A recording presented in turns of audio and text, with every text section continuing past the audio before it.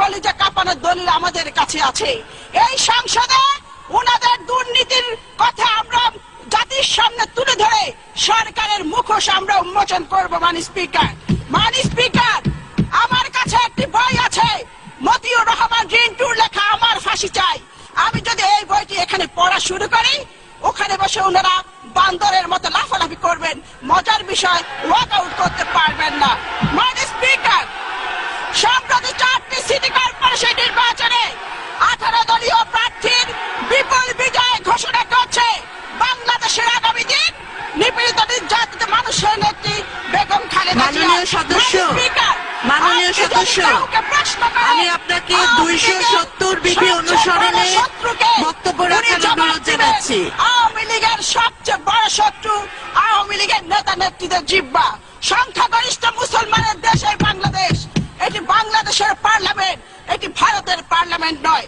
গত 20 জুন একজন সংসদ সদস্য ফেন্সিডিল ইয়াবা খেয়ে এখানে দাঁড়িয়ে আমাদের নেত্রীর পরিবার নিয়ে নিকৃষ্ট বক্তব্য রেখেছেন।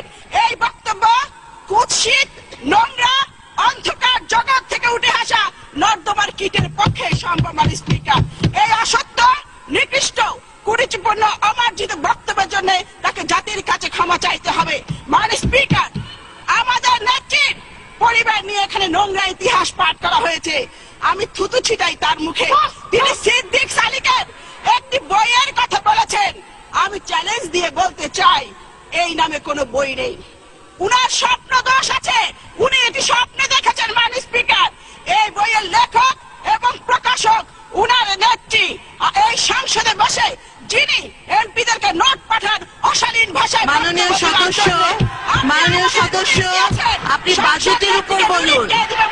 বাজেটের উপর বলুন। এক নম্বর ব্যক্তি যদি ঠিক হয়ে যায়, আমরা সকলে ঠিক হয়ে যাবো। মাননীয় স্পিকার, যিনি আমাদের নেত্রীর পরিবার নিয়ে এখানে কুৎসা রচনা করেছে, তিনি পলিটিক্যাল প্রস্টিটিউট। মাননীয় স্পিকার, কলকাতা সিভিল কোর্টের উকিল ছিল মিস্টার চণ্ডীদাস।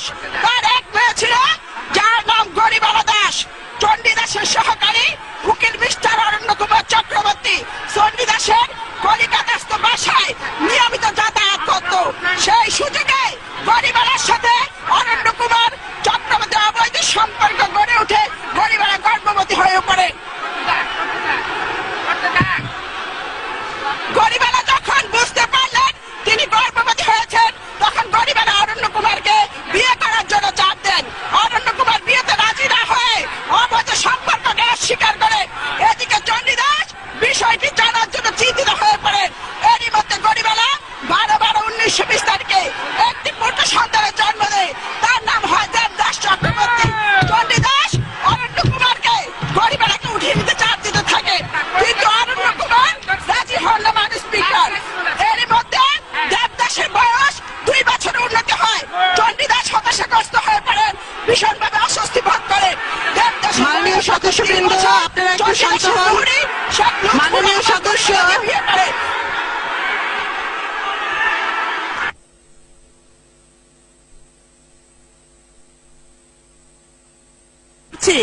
মাননীয় সদস্য, আমি আপনার দৃষ্টি আকর্ষণ করছি।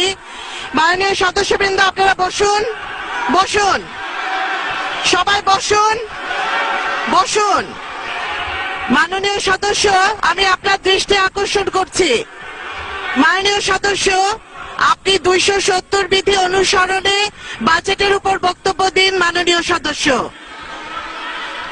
ওনাকে মাইক দিন। ধন্যবাদ। মাননীয় স্পিকার, আপনি আমাকে বাজেটের উপর বক্তৃতা দিতে বলেছেন, কিন্তু গত 20 তারিখে যে বক্তৃতা দেওয়া হয়েছে, আমি আপনার কাছে প্রশ্ন রাখতে চাই, এটা কি বাজেট বক্তৃতা ছিল? মাননীয় স্পিকার, আমি এখানে বক্তব্য দিব, আমি শুধু পাল্টা জবাব দিব।